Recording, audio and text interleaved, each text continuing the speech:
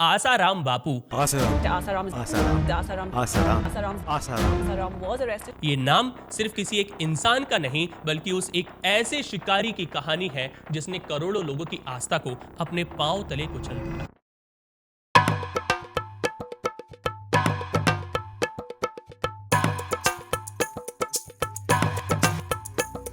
वो जितना भगवान के करीब होने का दावा करता था, असल में वो उतना ही हैवानियत के करीब था।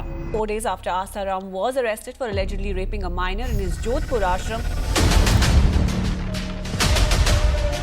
बलात्कार के केस में साल 2018 में आसाराम दोषी साबित किए गए। आसाराम को बलात्कार, हत्या, आपराधिक षड्यंत्र और दूसरे अपराध का दोषी पाया गया। उसके जितने इरादे खतरनाक थे उतनी ही जहरीली थी उसकी मानसिकता। उससे आपको लगे कि बापू पीड़िता के प्रति क्रोध करते या नाराज है, आप मेरे को साबित करके दिखाओ। उसके आश्रमों में भजन की गूंज नहीं बल्कि उन्हीं दीवारों के पीछे डर, मजबूरी और शोषण की चीखें सुनाई देती थीं। डीपर मार देता था ना। उस लड़की को रात को आसाराम के नारायण साईं के भोग के लिए उसको कुटिया में भेजना है। बड़ी बहन के मुताबिक आसाराम ने अहमदाबाद के मोटेरा आश्रम में उसके साथ 2001 से लेकर 2007 के बीच कई बार बलात्कार किया। सबसे हैरानी की बात यह है कि इतने अपराधों के बावजूद वह वर्षों तक कानून की पकड़ से लगभग अछूता बना रहा। उल्टा उसके सामने देश के बड़े बड़े राजनीतिक नेता सम्मान में सिर झुकाए खड़े दिखाई देते थे। नरेंद्र मोदी से लेकर दिग्विजय सिंह और कई मुख्यमंत्री उसके कार्यक्रमों में मंच साझा करते थे।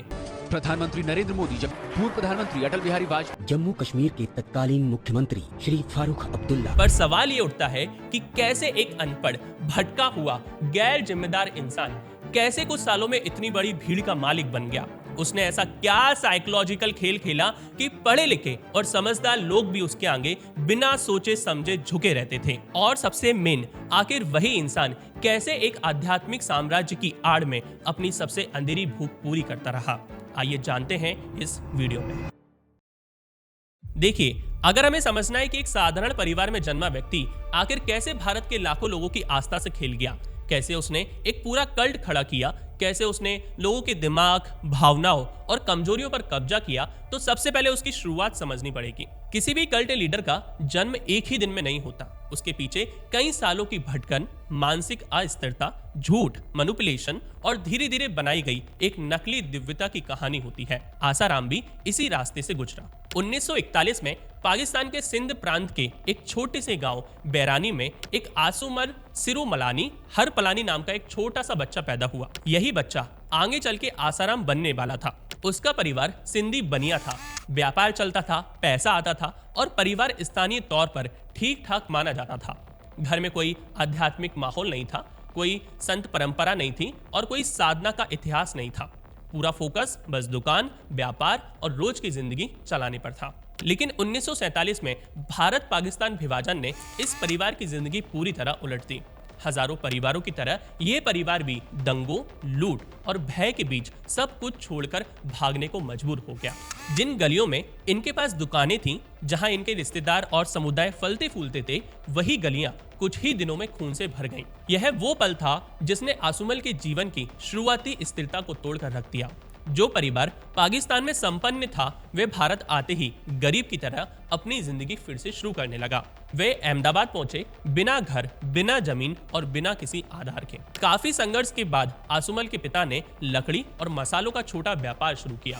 परिवार धीरे धीरे संभलने लगा और आसुमल को जय हिंद स्कूल में एडमिशन मिला। लेकिन तीसरी कक्षा तक पहुंचते पहुंचते उसके पिता का अचानक निधन हो गया। आसुमल उस समय सिर्फ 10 साल का था। पिता के जाने के बाद घर पर आर्थिक और भावनात्मक दोनों तरह का दबाव बढ़ गया। हालात इतने खराब थे कि उसकी पढ़ाई जारी रखना संभव ही नहीं था। उसे स्कूल छोड़ना पड़ा, लेकिन पढ़ाई छोड़ने के बाद जो होना चाहिए था कि वह किसी स्थिर काम में लग जाए, वह नहीं हुआ। इसकी वजह वह और ज्यादा अनकंट्रोल होता गया। वह दिन भर इधर उधर भटकता रहता, कभी घंटों गायब रहता था, कभी पूरी रात, कभी 2-2 दिन तक घर नहीं लौटता था। और सबसे बड़ी बात, घर में उसे रोकने वाला कोई भी नहीं था। पिता के जाने के बाद किसी की अथॉरिटी नहीं थी। यह वही उम्र थी जिसमें बच्चे को स्ट्रक्चर चाहिए होता है, डिसिप्लिन चाहिए होता है, पर आसुमल की जिंदगी में कुछ भी नहीं था। रिश्तेदारों को लगा कि वो कोई काम संभाल लेगा, तो उन्होंने उसे दुकान पर हेल्पर की तरह रख लिया। पर यहाँ भी वही पैटर्न दिखाई दिया। काम शुरू करता है, कुछ दिनों बाद अचानक बिना बताए गायब हो जाता है, डांट पड़ती है, वापस आता है, फिर दोबारा गायब हो जाता है। ये पैटर्न उसकी पर्सनालिटी का सबसे बड़ा संकेत था। वह किसी रूटीन में टिक नहीं पाता था और जिम्मेदारी आने पर भाग जाता था। मानसिक स्वास्थ्य विशेषज्ञ इसे इम्पल्सिव एस्केपिंग टेंडेंसी कहते हैं, यानी जैसे ही सामने कोई जिम्मेदारी आए, व्यक्ति वहीं से भागने की कोशिश करता है। यह टेंडेंसी आगे उसके पूरे जीवन में दिखाई देती रही, चाहे परिवार हो, काम हो या कानून हो या समाज। परिवार की चिंता बढ़ने लगी, उन्हें लगा कि शायद शादी कर देते हैं, उसके बाद ये स्थिर हो जाएगा। वैसे भी उस समय समाज में यही माना जाता था कि शादी से आदमी सुधर जाता है, इसलिए उसकी शादी लक्ष्मी देवी नाम की लड़की से तय कर दी गई। लेकिन शादी से सिर्फ 8 दिन पहले आसुमल ने घर वालों को शॉक दे दिया। उसने कहा कि वह शादी नहीं करेगा, वह साधु बनना चाहता है। ये बात उस समय भी उतनी ही अजीब थी जितनी आज लगती है, क्योंकि उसके पास ना कोई आध्यात्मिक गुरु था, ना कोई साधना का ज्ञान था और ना ही वो किसी धार्मिक बैकग्राउंड से आता था। बस अचानक उसके अंदर एक दिन संत बनने की इच्छा आ गई। परिवार ने उसे समझाया कि अभी समय है जिम्मेदारी लेने की और अगर शादी तोड़ी गई तो सामाजिक बेइज्जती अलग होगी।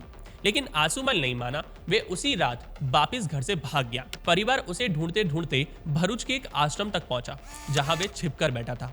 बहुत मनाने के बाद वे शादी के लिए तैयार हुआ। परिवार को लगा कि अब शायद वे सेटल हो जाएगा, अब थोड़ा सीरियस हो जाएगा, लेकिन ऐसा कुछ भी नहीं हुआ। शादी के बाद उसका व्यवहार वही रहा।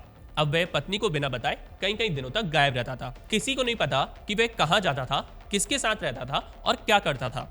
इसका किताबों में भी कोई जिक्र नहीं है। इसी दौरान 1959 में एक गंभीर घटना हुई। उसके खिलाफ एक हत्या का मामला दर्ज हुआ। हालांकि सबूत नहीं मिले और केस वहीं खत्म हो गया। लेकिन इस घटना ने उसके आसपास रहने वाले लोगों को साफ कर दिया था कि आसुमल का स्वभाव सामान्य नहीं है। वो एक ऐसे रास्ते पर जा रहा है जो आगे चलकर बेहद खतरनाक होने वाला था। समय बीतता गया, लेकिन उसका भटकाव रुकने का नाम नहीं ले रहा था। जब वो लगभग 23 साल का हुआ, 1964 में उसने एक बार फिर से घर छोड़ दिया। इस बार उसने साधना का बहाना बनाया।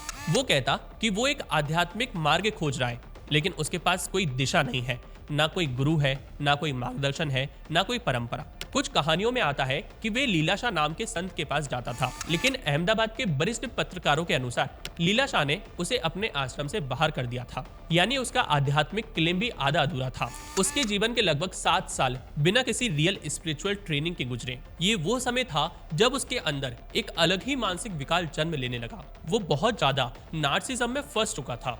उसे लगता था कि वे दूसरों से ऊपर है, वे स्पेशल है, उसके ऊपर नियम लागू नहीं होते, वे लोगों को इन्फ्लुएंस कर सकता है, वो कुछ भी कर सकता है और लोग उस पर विश्वास कर लेंगे। ये क्लियर सिम्टम्स थे नार्सिसिस्ट पर्सनालिटी डिसऑर्डर के, जिसमें व्यक्ति धीरे धीरे खुद को दिव्य समझने लगता है। और इसी बीमारी का दूसरा रूप है मेसिया कॉम्प्लेक्स, जब इंसान खुद को भगवान का दूत मानने लगता है। अल्टीमेटली 1971 में वह अहमदाबाद से वापस लौटा, लेकिन आसुमल के रूप में नहीं, बल्कि आसाराम के रूप में। यानी उसने खुद को दिव्य शक्ति के रूप में बताना शुरू कर दिया। उसने अहमदाबाद में ही एक छोटा सा अड्डा बनाया जिसे मोक्ष कुटीर कहा गया, और वहीं बैठकर लोगों के सामने अपने आप को दिव्य पुरुष घोषित कर दिया। वो खुद को लोगों के सामने ऐसे पेश करता था जैसे वे कोई जन्मजात ज्ञानी या किसी दिव्य शक्ति का वाहक हो। धीरे धीरे उसके आसपास कुछ लोग इकट्ठा होने लगे। शुरुआत में संख्या कम थी, पर जिस तरह वे बोलता था, जिस तरह वो खुद को पेश करता था, उससे किसी भी अनपढ़ या भावनात्मक दबाव में रह रहे इंसान को भी ये लग सकता था कि इसके पास कुछ विशेष शक्ति है, क्योंकि वो कहानियां ऐसी सुनाता था जिसमें आधा सच होता था और आधी कल्पना होती थी। लेकिन जो लोग काफी कष्ट में हो, परेशानी में हो, ऐसे लोग ज्यादातर इन कहानियों को आसानी से सच समझ लेते थे। देखिए, ऐसा नहीं हो सकता कि आप बस खुद को एक रात में दिव्य शक्ति वाला इंसान बोल दो, 2-4 चमत्कार वाली बातें कर दो और लोग मान जाएं। लोग इतनी जल्दी किसी बात को नहीं मानते, लोग इतनी जल्दी किसी को अपना भगवान नहीं मानते। ये सब इतना आसान नहीं है। मतलब इसका एक पूरा तरीका होता है, एक पूरी प्लानिंग होती है, और आसाराम ने शुरू से ही अपनी तरफ से पूरी तैयारी की हुई थी। इसी वजह से आसाराम ने शुरुआत से ही 2 सबसे अहम स्ट्रेटजीज अपनाई। लोगों की मनोवैज्ञानिक कमजोरियों को पहचान कर उसे अपनी ताकत बना लेना। जब उसने मोक्ष कुटीर में बैठकर लोगों से मिलना शुरू किया, तब उसे पता था कि उसके पास कोई असली आध्यात्मिक ज्ञान नहीं है। वे कोई शास्त्र नहीं जानता था, कोई मंत्र नहीं जानता था, उसके पास ना कोई गुरु था, ना कोई प्रशिक्षण। लेकिन उसके पास एक चीज जरूर थी, वो थी लोगों की कमजोरियों को पढ़ने की कला। और इससे पहले कि हम आसाराम की इस कला की बात करें, सबसे पहले हमें उस समय की भारत की समाज की स्थिति को समझना पड़ेगा। आज से 15 से 20 साल पहले उस जमाने में भारत आज जैसा नहीं था। ज्यादातर लोग गरीब थे, घर में पैसा नहीं होता था, हर परिवार किसी न किसी चिंता में घिरा हुआ रहता था, नौकरी मिलना बहुत मुश्किल होती थी, घर में शांति बिल्कुल नहीं होती थी, यानी पूरा समाज इनसिक्योरिटी में जी रहा था। और जब इंसान की रियल लाइफ इतनी कठिन हो जाए कि वे बार बार टूटने लगे, तो वो प्रैक्टिकल समाधान ढूंढने की बजाय रियलिटी से भागना शुरू कर देता है, जिसको टेक्निकल टर्म में एस्केपिंग कहते हैं। लोग उसकी तरफ भागते हैं जो इंस्टेंट प्रॉब्लम का सॉल्यूशन दे दे। आसाराम ने लोगों की इसी इनसिक्योरिटी का फायदा उठाया। वो सामने वाले व्यक्ति के बोलने के तरीके, चेहरे के भाव और उसकी चिंता को देखता था और तुरंत एक ऐसा जवाब देता था जो इमोशनली सूदिंग लगता था, भले ही वो लॉजिकली गलत हो। कोई कहता बीमारी खत्म नहीं हो रही है, तो वो कहता कि पिछले जन्म की छाया है। कोई कहता कि बच्चे का करियर नहीं बन रहा, तो वो कहता कि घर में ग्रह दोष है। असल में वो सॉल्यूशन नहीं बताता था, बस व्यक्ति की कमजोरी को मिरर करके उसके सामने नाटक करता था। आसाराम बहुत ही ऑब्वियस चीज कहता था, लेकिन जिस तरीके से बोलता था उससे लगता था कि ये हमारी ही प्रॉब्लम की बात कर रहा है। ये टेक्निक साइकोलॉजी में कोल्ड रीडिंग कहलाती है, जहां बात जनरल होती है पर हर व्यक्ति उसे अपने ऊपर फिट कर लेता है और यहीं से डिपेंडेंसी शुरू होती है। डिपेंडेंसी यानी व्यक्ति धीरे धीरे उसके बिना फैसला लेना बंद कर देता है। वह सोचता है कि अगर गुरुजी ने रास्ता नहीं बताया तो समस्या कभी हल ही नहीं होगी। और यहाँ आसाराम की सबसे खतरनाक चाल आती है गिल्ट और मोक्ष का चक्र। वो लोगों को ऐसे तरीकों से गिल्ट महसूस करवाता था कि उसकी समस्या का जड़ वो खुद हो।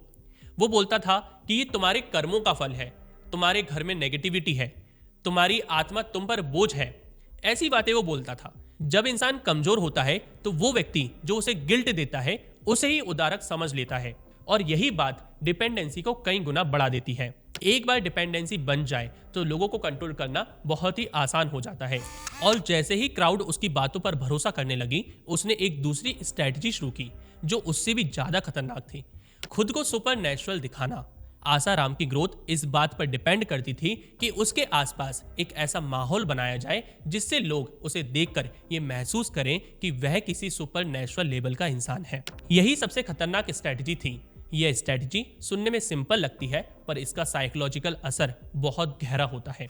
ये स्ट्रैटेजी 2-3 लेयर में इंप्लीमेंट की गई। पहली लेयर में स्टेज मिरेकल करवाना। आसाराम ने शुरुआत में यह समझ लिया कि लोगों को चमत्कार चाहिए।